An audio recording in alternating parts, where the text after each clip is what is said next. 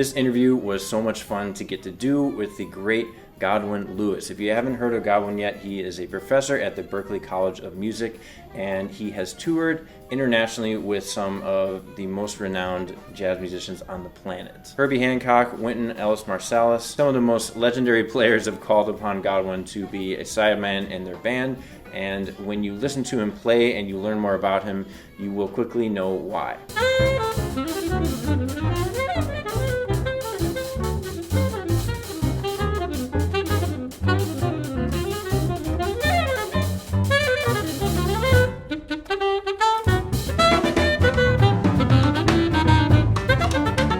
Not only is he an amazing musician, but he's also the CEO and co-founder of a nonprofit arts organization which focuses on interdisciplinary music education in Haiti and throughout the world. He's also the owner of a jazz club called the Godwin Louis Lounge, which is located in Africa. It's a rooftop jazz lounge that's part of the Eldoria Hotel. One of the things we talked about in the interview was how he likes to take different styles of music and improvise in that style in a variety of different ways, and this is something that he's constantly sharing with his students at the Berklee College of Music. We also get into the value of working with modern instrument makers and the joy of playing your own original music versus being a sideman. Godwin's a true light and voice in the world of improvised music, and I hope you enjoyed this interview as much as I enjoyed getting to speak with him for this session. Roll the interview.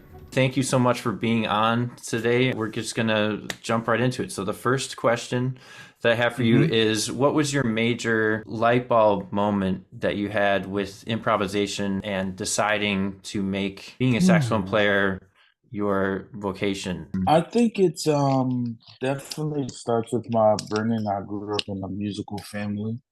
My father was a pastor, and so education and music education was a strong vehicle in terms of communication in our house. And so I would say the very first light bulb moment probably is when I moved to Bridgeport, Connecticut, and then my first kind of lesson with my uncle on improvisation, and he started like foreshadowing a bunch of things that are gonna happen. I was maybe 12 years old, and he said, "Yeah, you're gonna end up going to Berklee." Like, Berklee, what is that? And then you're gonna do great thing, and you're gonna do this. But I remember the following year, like telling people, "Yeah, I'm gonna be going to Berklee." So I would say that's the first one. The second one, believe it or not, I was just thinking of this. A lot of times I'll do like reflections. I think what really, and then number two, it's three moments, three defining moments. Number two was high school. I had a lot of wonderful mentors, Dr. John Pearson, Dr. Dwight Berry, Doctor in his own right, Herb Wilson, who was my saxophone teacher. So I met, all three are connected. I met Dwight Berry, Dr. Berry, through Mr. Pearson, who was my high school band director. And so then I started attending a church where they actually paid this sax genius and educator by the name of Herb Wilson to teach me. And I remember our very first lesson, I mean, his whole pedagogy, I remember that inspired me. Like, I remember thinking, wow, maybe I can do this. Third one that made me realize, okay, I will be going to school for music. I will take, the horn seriously, improvisation and the whole thing. I would say was attending Litchfield Jazz Camp actually in Connecticut. Oh, nice. Because I felt like for the first time I like met peers, and so people that were older than me, better.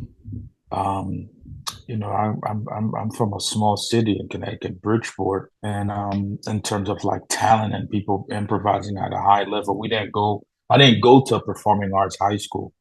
So we were sort of like figured it out, sort of like big fish in small pond type of effect. But Litchfield was the first time, I met peers, that were playing seriously. And then first time I saw a lot of the people that I looked up to, like the great Don Braden, Steve Wilson, Dave Santoro, people like Chris Allen, Mike DeRubo, Claire Daly, Justin, John Benitez. It was like, whoa, this is amazing. Wow. Yeah, those cats don't hang out in Bridgeport all Yeah, that often. exactly. So, Ray Vega, I remember being in Ray Vega's ensemble. Fun fact, I was in Hmm. Ray Vega's ensemble with Jonathan Michelle on bass. And you ready for the next person that was 11? I think I'm probably 6 years older than him, maybe 5 years. He was Hmm. 11. Ooh. Jimmy McBride. Woo. He was in And our he ensemble. and he looked exactly the same as he does now. Exactly the same. You know who else I believe was in that? You know who else I believe was in that ensemble? Maybe they might have been in a different one, but I remember Caroline Davis Wow. was Yeah. also in an ensemble with me. I'm not sure if it was that same band, Hmm. but yeah, so that connection, so all those folks, we go way back. That's So heavy, man. so That's yeah, so so that's so great and such a great experience to get to just meet other cats that are doing the same thing that you love and you all can do it together and realize that you're not the only person that feels that way about that exactly, art form. exactly. And so I would say that, and then probably the last moment was I just saw him in Japan, was hearing Ray McMorrin. He's a great tenor player out Yeah. of Connecticut, living in Japan now. And I remember I was 16 and I heard him, and I've never then heard that much saxophone played live at a jam Hmm. session. And then style, I feel like everyone I heard came out of something Bird, it was familiar, but when I heard him, he was, you know, going up in the altissimo, and I've Hmm. never heard, like a combination of things. Like so it's like bebop, but then I said, wow, this is kind of his thing. Huh. So I Yeah. need a voice.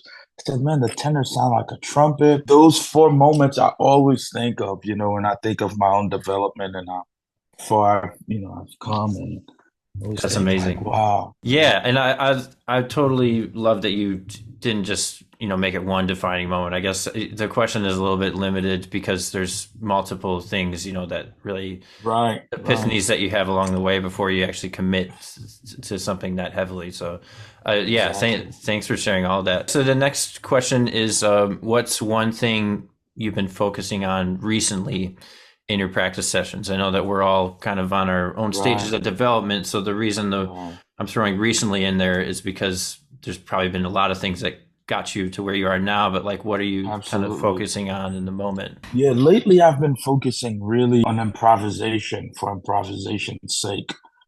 So I think because I've been teaching at Berklee, I'm always thinking of weakness and how I can help people, and then like so I have daily epiphany. I guess once Hmm. you dive into that education realm, you start realizing, whoa, this is what, so then for me, I realized the most important tool is actually ear training.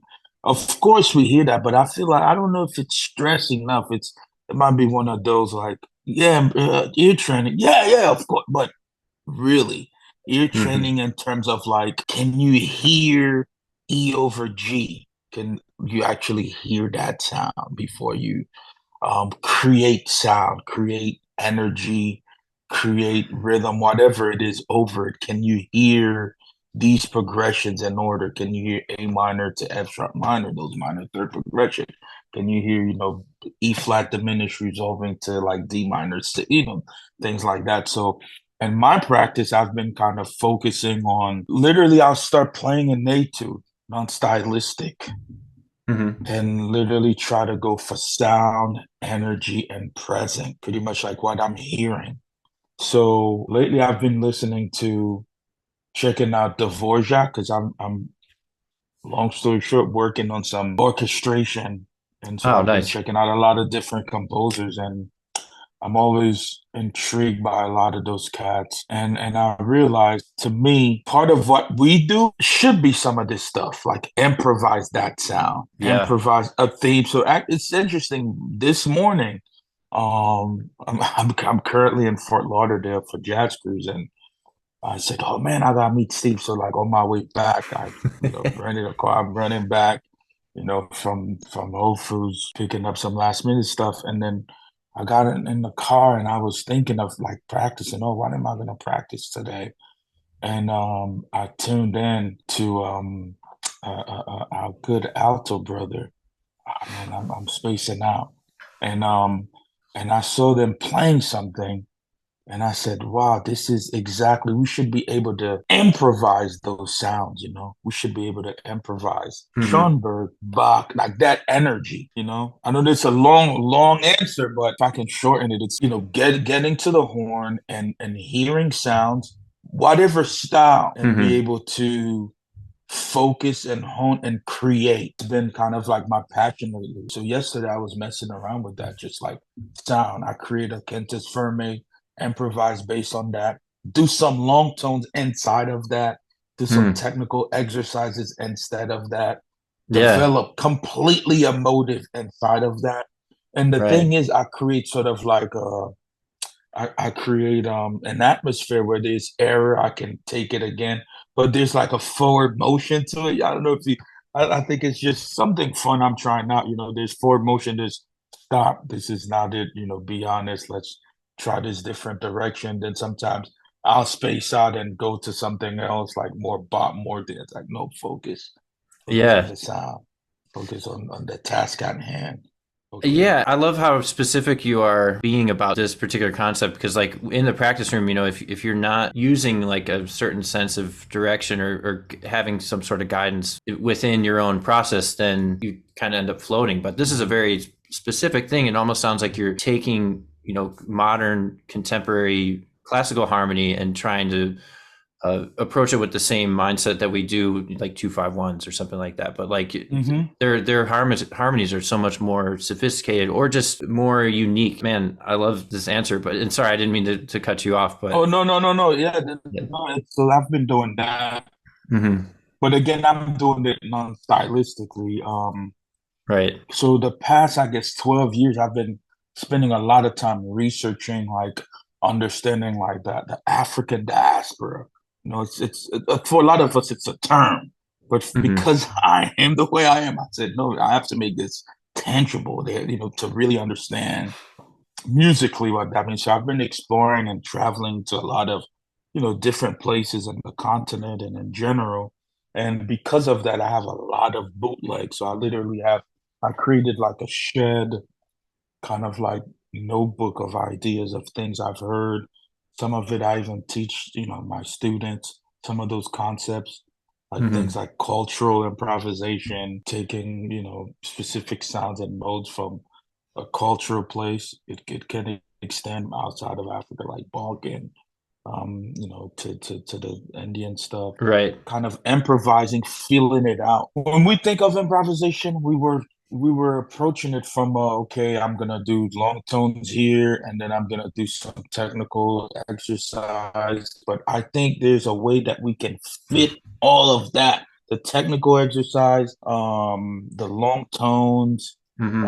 technique, and everything we need to do inside of like specific sounds and effect. Because I mean, today, man, all of you cats, man, cats like you, I feel like the movement, the horn is in good hand, and we're all pushing, you know, the horn to its limit, and improvisation is, to me, today at an all-time high, you know. Of course, shout Totally. out to, you know, the cats that came, the masters that came before us, but I think now we're all really trying to develop new ways of really be improvisers. I think you understand what I'm saying. So, Man, that's such a beautiful answer, and just that you're able to apply it, because it gets looked over so often. There's so many different hmm styles of music out there, and we don't know how to deal with most of them. all right. hmm I hmm don't. I mean, so yeah, Yeah, absolutely. I love that you're thinking like that. That's part of like this whole thing. Is I'm so excited to be interviewing all these cats, and like an answer like that. It's just I've never even conceived that. So to hear you hmm actually actually verbalize Yeah, it like with such yeah, man. specificity is beautiful, man. Thank you. Yeah, no, I'm looking forward to see what more cats come up with too.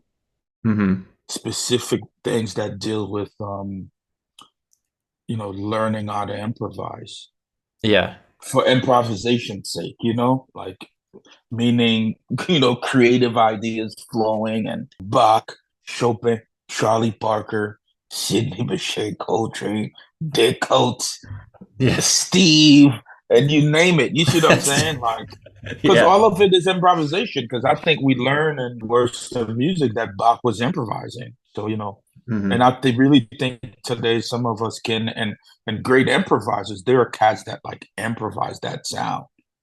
Yeah. They can play and with it, So those things have I've been interested in a lot of I guess those different languages, but Yeah. from an improvisation standpoint, like can Hmm. I like in extreme too, like can I play like R&B saxophone in style, respecting that vibe, but kind of like and inserting creativity within that. You Yeah, understand man. what I'm saying? And then the language Yeah. of Charlie Parker, of course, we always have to revisit that because it's really that important, because it's kind of one of the first times that we really heard style and grace and humanity all together. I always think of like the great improvisers and their contribution to it, and also the humanity and their playing, and also the courage, you know. Hmm. Yeah.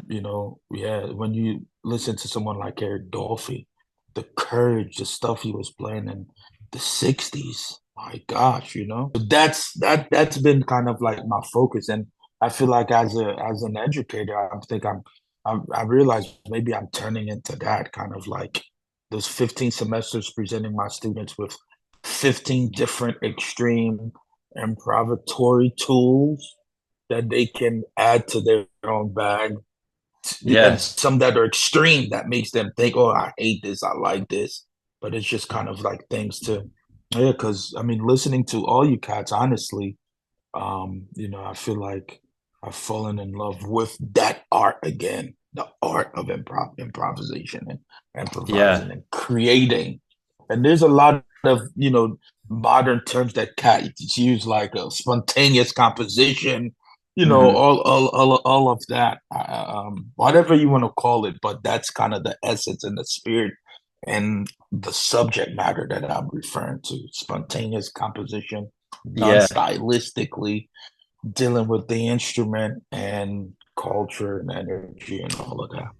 Man, I've never heard anybody approaching improvisation from that diverse of Hmm. a context. So if you're able to do that for your students, that's they're getting more value than is conceivable. That's Right, yeah. We'll see how it all goes. I just yeah. completed my third semester, so I'm like at each semester, I'm looking forward more to, man, how can I inspire these cats? I don't want to take away from any. I'm also comparing it to my own personal music education and background, in terms of the things I like and things I didn't like. And I feel like one of the things is not to not to accept where they are Hmm. and sort of like add light to. But it's tough, as you know.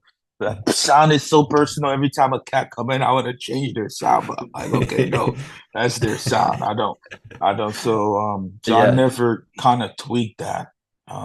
Maybe I Right. should, but I was kind of like, no, that's their thing. So I don't really address that because I feel like if I do, then it might turn more to what I like. You see what I'm saying? Sure. And maybe that's not it. Then I It's said, hard. Yeah. improvisation is it. So yeah, then I realized improvisation is definitely it. That's the tool. That's the common denominator.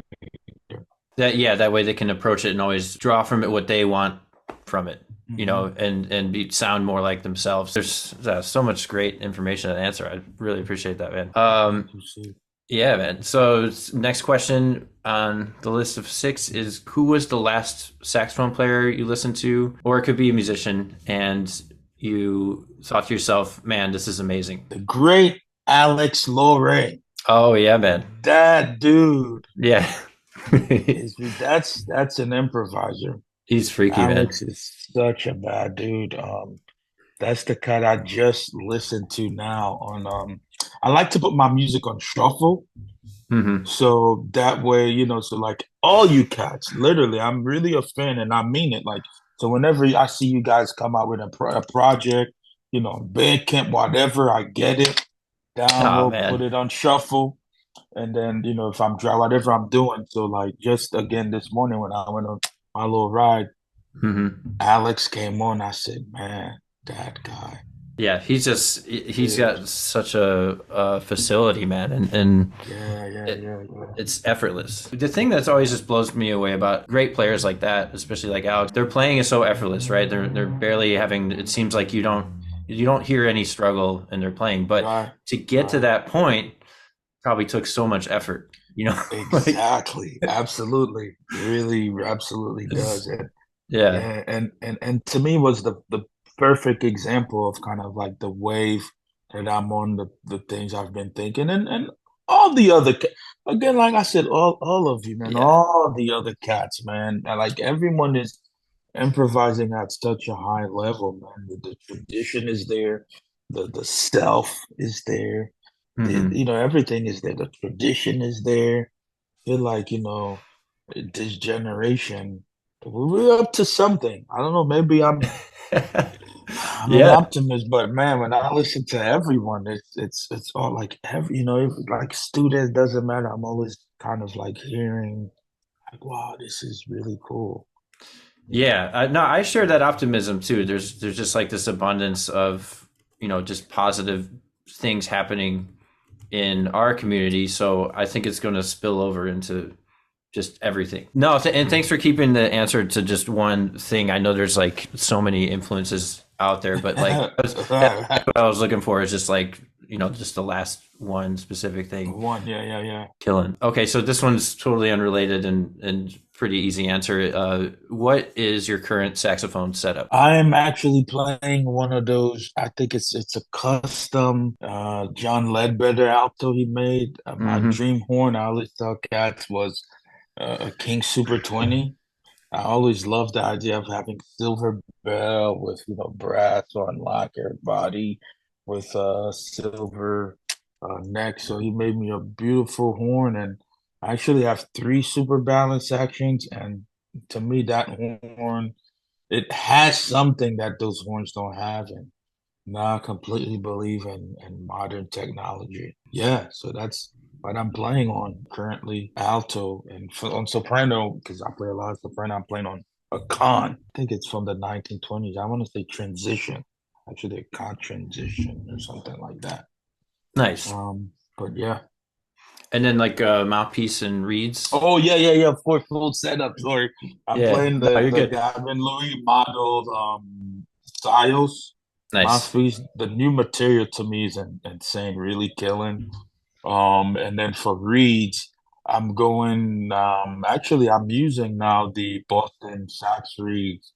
I guess but for second, I ran out of them. I was also checking out the Sios reeds. I guess it's the same. It to me it felt the same, but it's just they were a little harder because I'm using 4.5 Mm. Boston Sax Shop, and the Sios 4 is a little harder.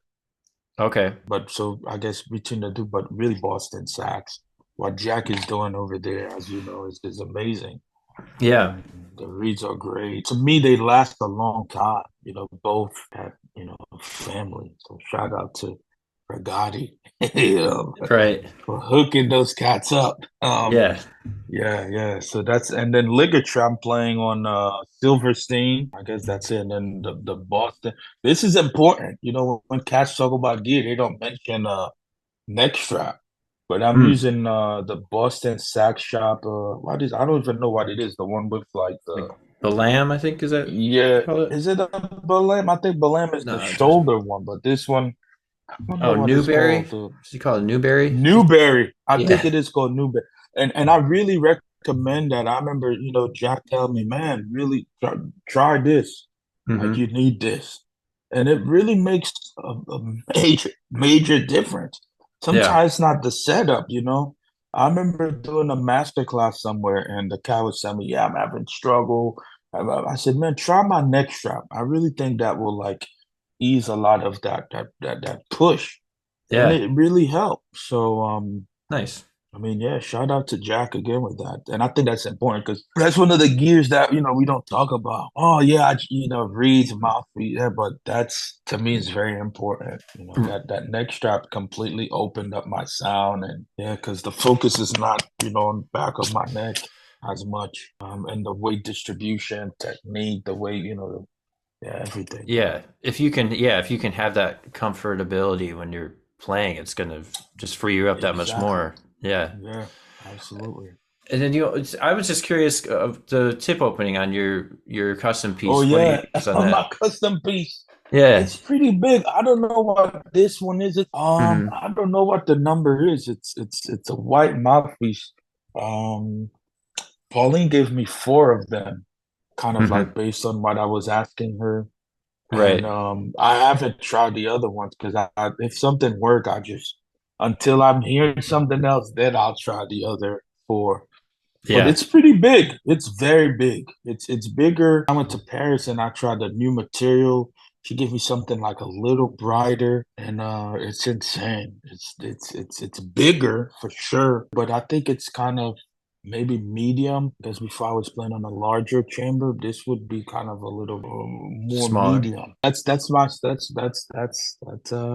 setup. Right on. Yeah, I'm always curious, and I know other people are gonna want to hear exactly like the specifics because Right, if right, you right. The yeah opening, I guess they can. The great thing about see that the modern thing is you can hit up these cats. It's not like a yeah customized from like a maker. You can literally hit up Pauline. Hey, I had a whole epiphany about that too, about modern versus vintage. I feel like we should really embrace, the new technology.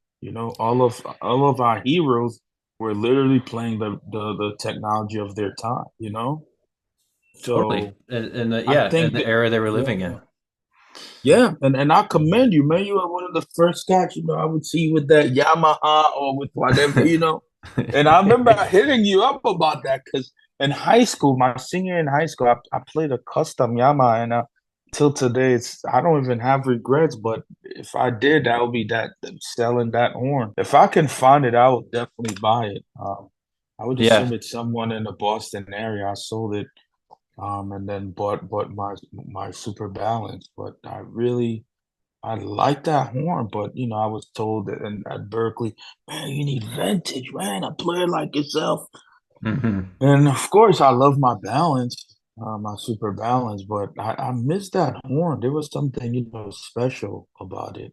Um, and it yeah. was my first professional horn. So There's definitely like a yeah. sentimental thing too that you have with your first instrument, Hmm. and if it like because I had a Mark Six Alto, was my first horn that I ever owned or bought, but before that Hmm. I had a Yamaha 23. So Mm. I had this like the duality was like set up early on, and Hmm. Hmm. going back to Yamaha wasn't that much of a stretch at the time, but I still kind of miss that Mark Six. But like nowadays, like I have a JL Woodwinds Alto now because I love that thing, and he's a modern Ditto. horn maker, and he's Hmm. do it's just so great to be able to know the Hmm. person that made the instrument, and Exactly. he knows what the history is. He's gonna take that information into consideration when he's making all this stuff. So yeah. Exactly. I really think, cats should, really consider that, get something made that's specific to you and experiment. I just saw you made a tenor for the great Patrick Cornelius, and I said, that's Hmm. it, man. Cat wanted silver, give him, Yeah. and we know Patrick is, ridiculous. He's gonna sound great on the horn, and Mhm. yeah, so. We got two more questions. This one can be, one gig or, multiple gigs. But the question is, what was your most favorite gig you've ever played, and what made it stand out in your mind? And it doesn't have to be just one. If there was like a sequence of things, or if there's more than one that you want to mention, but I'm sure people would love to know like what is like the gig of gigs for Godwin Louis. Hmm.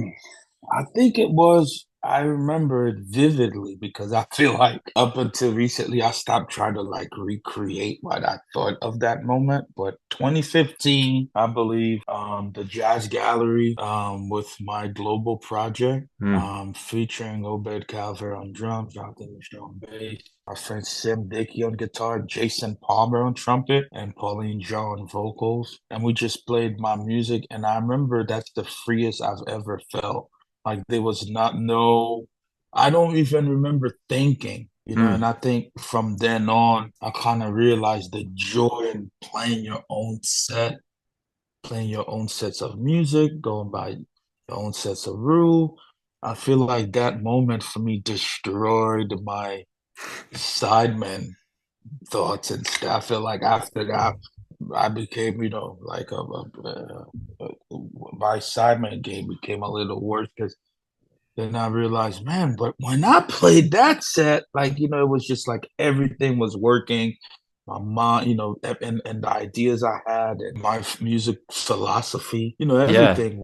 And so I always think of that gig and Mm. that moment, just, okay, if I want to double up here, that's naturally happening.